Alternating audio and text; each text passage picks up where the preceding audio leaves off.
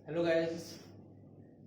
तो आज के इस वीडियो लेक्चर में हम लोग फर्स्ट ईयर के डायमेंशनल एनालिसिस को हम लोग आगे बढ़ाएंगे और इस टॉपिक में हम लोग ये देखने वाले हैं कि डायमेंशनल फार्मूला क्या होता है, ठीक है, और उसको हम लोग डिफरेंट फिजिकल क्वांटिटी के लिए कैसे फाइंड आउट कर सकते हैं।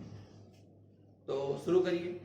तो सबसे पहले आप लोग को जो मैंने बोला था कि आप लोग को वो चार्ट आपको याद करना पड़ेगा, ठीक है। तो उसको एक बार फिर से रिमाइंड कर लीजिए। ये है फंडामेंटल फिजिकल क्वांटिटी, ये 7 होती हैं। इसके अलावा सप्लीमेंट्री फिजिकल क्वांटिटी भी होती है, प्लेन एंगल, सॉलिड एंगल, लेकिन अभी डायमेंशनल एनालिसिस में उनकी जरूरत नहीं पड़ती है। तो इसको जब मैं चैप्टर फिनिश करूंगा तो उस समय उसकी जानकारी आपको दे दूंगा, और वो भी बहुत अच्छे तरीके से, ठीक है। तो आइए देखते हैं।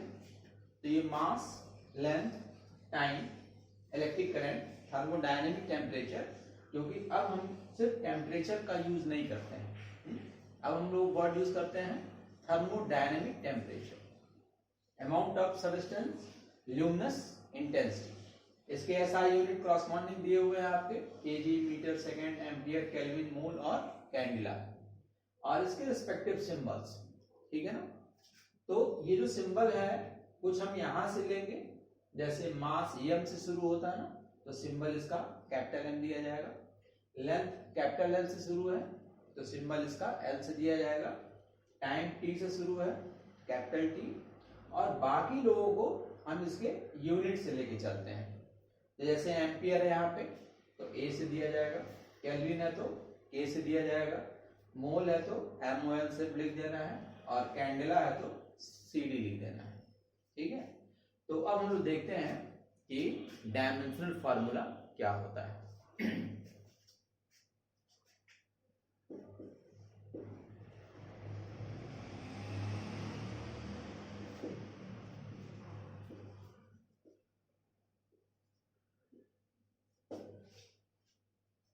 डायमेंशनल फार्मूला बहुत ही छोटी चीज है, लेकिन इसके बावजूद भी आपको IIT मेंस में और NIT नीट के एग्जाम में, जो PMT के लिए होता है, तो एक क्वेश्चन आपको हर साल मिलता है, और ये क्वेश्चन ऐसे होते हैं कि जो सभी बच्चे सही करते हैं।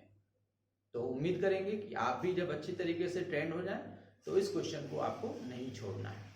लेकिन उसके कॉन्सेप्ट को देखिए क्या है। डायमेंशनल फार्मूला जो होता है वो किसी भी फिजिकल क्वांटिटी का यूनिट होता है ना, उसका सिंबॉलिक रिप्रेजेंटेशन होता है विद इन स्क्वायर ब्रैकेट, ठीक है। तो देखते क्या होता है इसमें। जैसे फॉर एग्जांपल अगर हम लें SI यूनिट ऑफ डेंसिटी,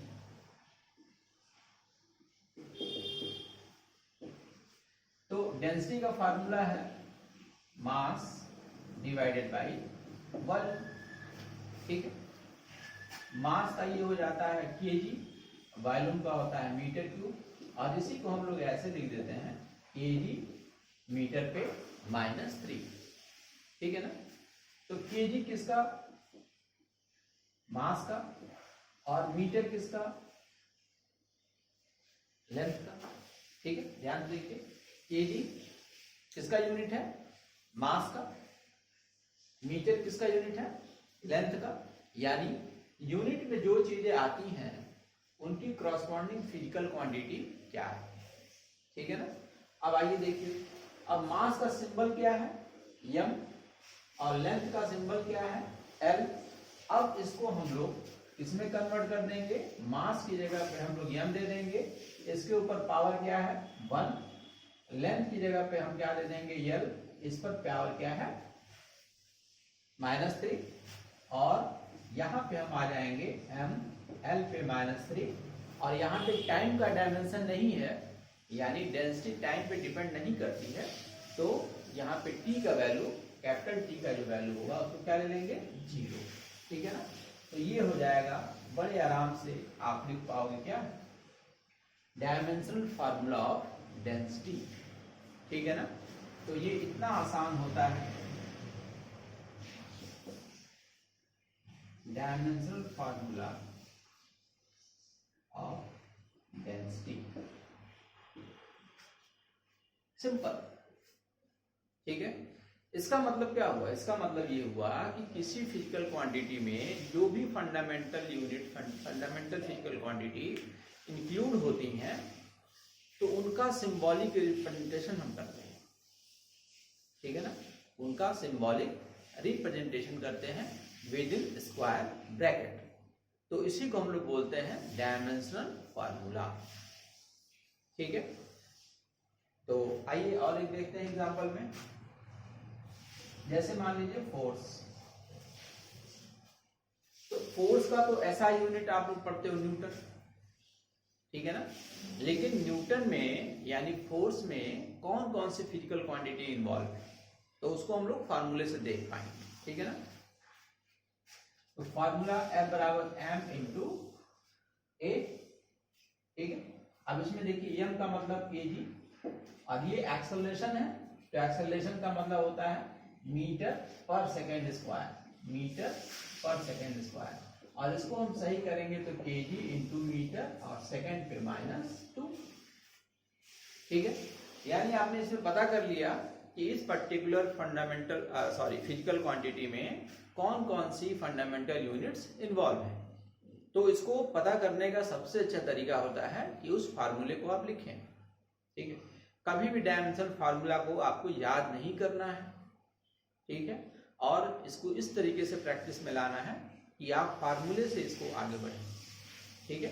तो आप F equal to m into A लिख दिया, m का kg, a का मीटर पर सेकेंड स्क्वायर, kg यहाँ चला गया और मीटर और सेकेंड पे -2, ठीक। अब ये बताइए कि kg किसका? kg है मास से रिलेटेड और मास का m। तो अब यहाँ पे आप डायरेक्ट आइए कि kg का मास होता है मास का m, मीटर लेंथ से रिलेटेड है तो कैपिटल L, और सेकेंड टाइम से रिलेटेड है तो -2, t पे -2। तो ये इतना सिंपल है फोर्स का, ठीक है ना। तो इस तरीके से हम लोग डिफरेंट डिफरेंट फिजिकल क्वांटिटी के डायमेंशन फार्मूला को पता कर सकते हैं। लेकिन हम लोग कुछ ऐसे क्वांटिटीज को हम लोग जानने की कोशिश करेंगे जो आसान है, लेकिन आप कोशिश करें कि उनकी प्रैक्टिस एक से अधिक बार करें, ठीक है। क्योंकि उनका ऐसे ऐसी जगह पे यूज होगा कि आपको बहुत ही मजा आएगा। तो आइए देखते हैं उसको।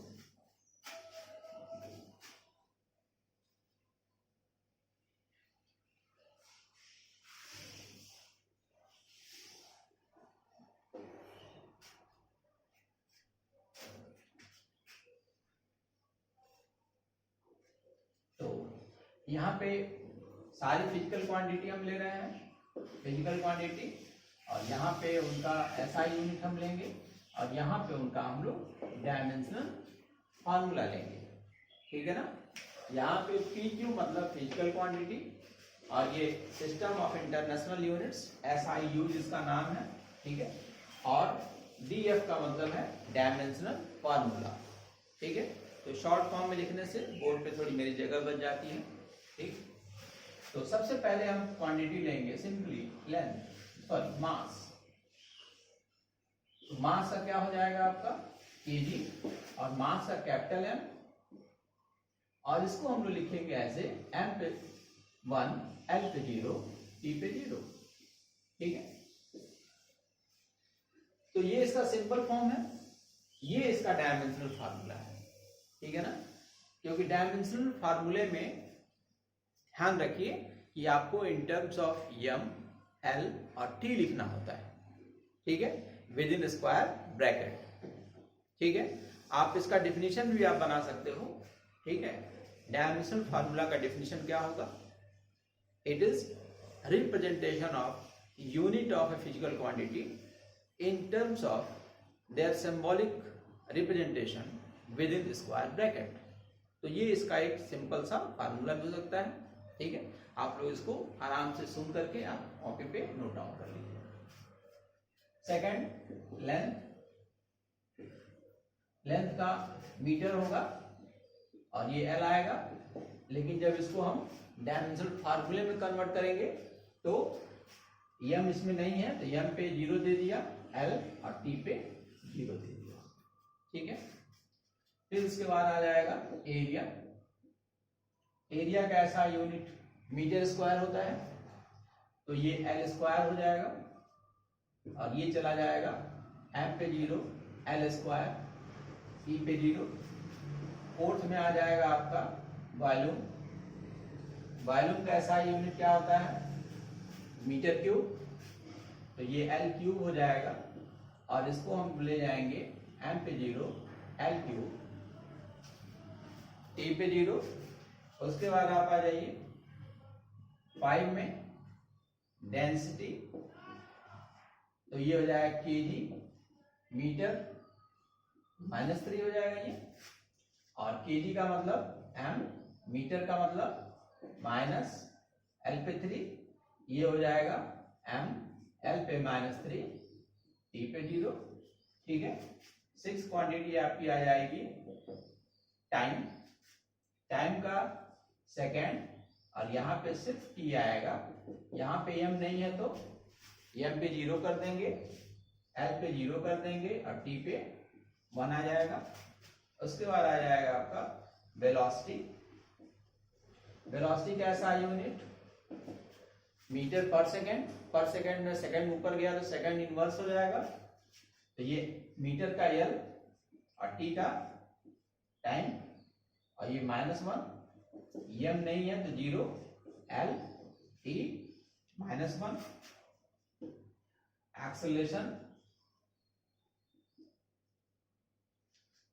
एक्सेलरेशन का मीटर, सेकेंड पे -2, l t -2, क्योंकि मीटर मतलब लेंथ, लेंथ का l, सेकेंड का मतलब टाइम, टाइम का t, और -2। यहाँ पे मास नहीं है तो m पे हो जाएगा 0, l और t -2। 9th आपका आ जाएगा electric charge. Electric charge, electric charge को यहाँ पे जरा ध्यान से देखिए, Q = I × T। आप बचपन से आप पढ़े होंगे I = Q/T। Rate of flowing charge is called electric current, तो I = Q/T, तो Q = I × T। I fundamental है, इलेक्ट्रिक करंट फंडामेंटल है, ठीक है ना। तो इसका यूनिट क्या हो जाएगा, एम्पियर। तो इसका यूनिट तो कूलम होता है, क्योंकि यहाँ पे हम ऐसा यूनिट डाल रहे हैं, लेकिन इस कूलम में कौन सी फंडामेंटल यूनिट अटैच हो रही है। हमने शुरू में ही आपको बताया कि हमको सिर्फ एसआई यूनिट से मतलब नहीं रखना है, हमको ये देखना है कि उस फिजिकल क्वांटिटी में कितनी फंडामेंटल क्वांटिटी अपीयर हो रही है, यानी हम उसको फार्मूले से ही जाएंगे, ठीक है। तो ये हुआ कूलम, और ये हो जाएगा इसका फार्मूला, I का एम्पियर और T का T। तो इसको हम लोग क्या बोलेंगे, M नहीं है, M पे 0, T है, L ले लीजिए पहले, L नहीं है, T है और A, यानी सिंपली इसका क्या होता है, M पे 0, L पे 0, T और A, ठीक है। 10 फ्रीक्वेंसी या time period. Frequency F = 1/T इसका फार्मूला होता है, लेकिन इसका ऐसा यूनिट क्या होता है, हर्ट्ज। लेकिन हमने आपको बताया हमेशा हम इसके ऐसा यूनिट को हम लोग नहीं देखते हैं, हम लोग को देखना होता है कि इस फिजिकल क्वांटिटी में कौन सी fundamental unit, fundamental physical quantity appear हो रही है। तो फार्मूले पे आ गए, F = 1/T, ठीक है, यानी इसमें सिर्फ टाइम फंडामेंटल यूनिट के फॉर्म में आ रही है। तो यहाँ पे आ जाएगा क्या, सिर्फ t पे पावर -1। इसीलिए इसका एक और यूनिट भी होता है सेकेंड इनवर्स, ठीक है ना।